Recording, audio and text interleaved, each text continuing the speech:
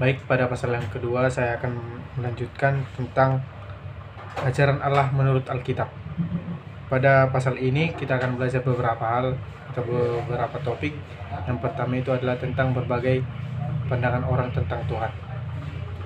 Ternyata tidak semua orang memiliki pandangan yang sama tentang Tuhan.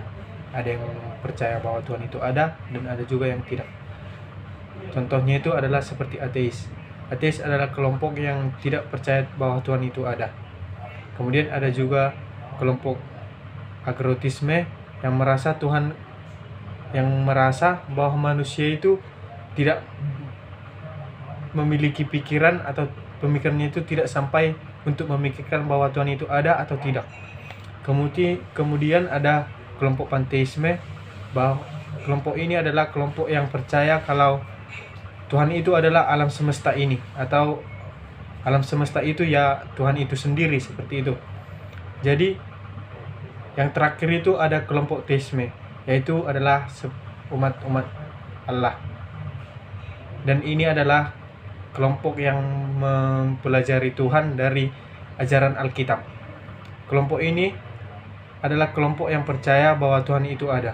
Dia adalah pribadi yang nyata, pencipta dunia, dan masih peduli kepada manusia hingga sampai saat ini. Kemudian lanjut pada topik yang kedua, bagaimana kita tahu bahwa Tuhan itu ada. Nah, pada topik ini kita bakal belajar ada dua hal yang bisa membuktikan bahwa Tuhan itu ada.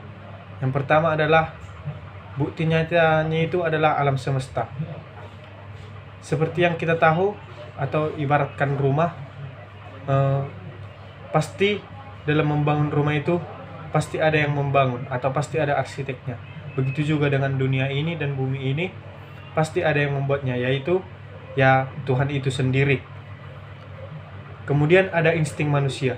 Dari dahulu manusia itu memiliki perasaan di dalam hati kalau ada kekuatan yang lebih besar dari diri kita sendiri.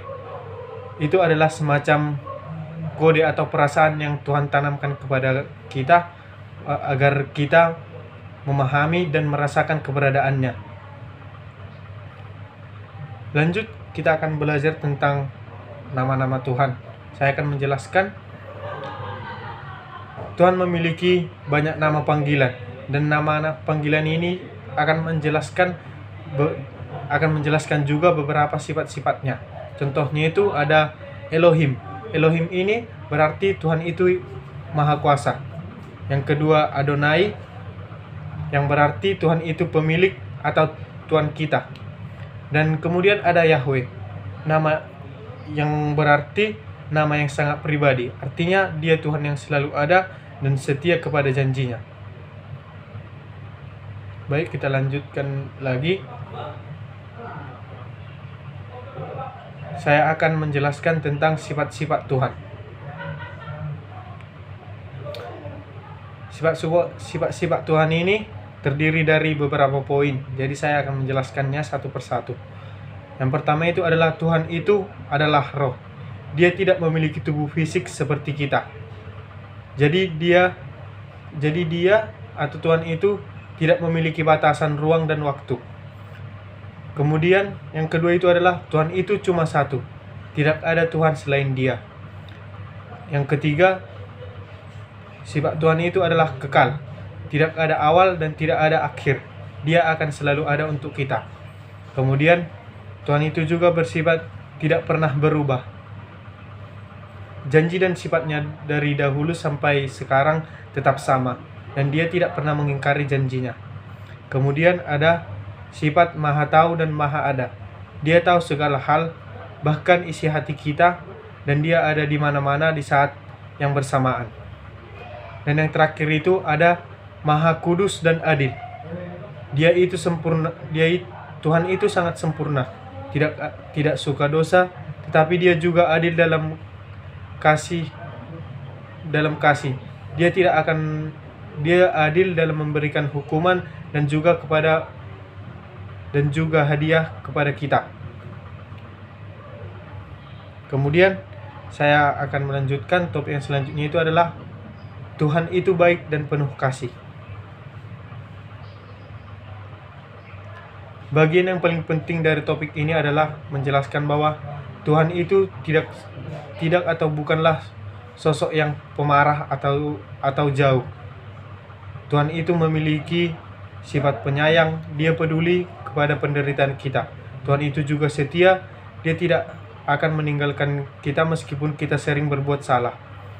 Dan Tuhan itu adalah Maha Pengampun. Dia selalu memberikan kesempatan kepada kita untuk kembali ke jalan yang benar.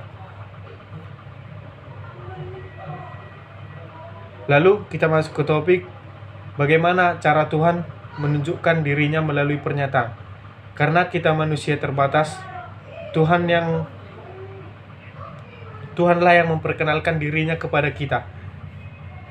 Tuhan memperkenalkan dirinya kepada kita itu lewat 3 macam. Yang pertama itu adalah lewat alam semesta. Kita dapat merasakan langsung bagaimana alam semesta dan keindahannya. Lalu Tuhan itu juga memperkenalkan dirinya lewat Alkitab, lewat tulisan-tulisan dan yang menceritakan rencana-rencananya. Kemudian atau yang paling utama itu adalah Tuhan juga memperkenalkan dirinya lewat Yesus Kristus. Ini adalah cara yang paling jelas. Tuhan menjadi manusia agar kita bisa benar-benar melihat bagaimana sifat Tuhan itu secara nyata. Jadi pada kesimpulannya itu adalah Tuhan itu bukan sekedar kekuatan atau roh yang jauh dari kita. Dia adalah Sang Pencipta yang nyata, memiliki kepribadian yang sangat ingin dikenal oleh manusia. Sekian dan terima kasih.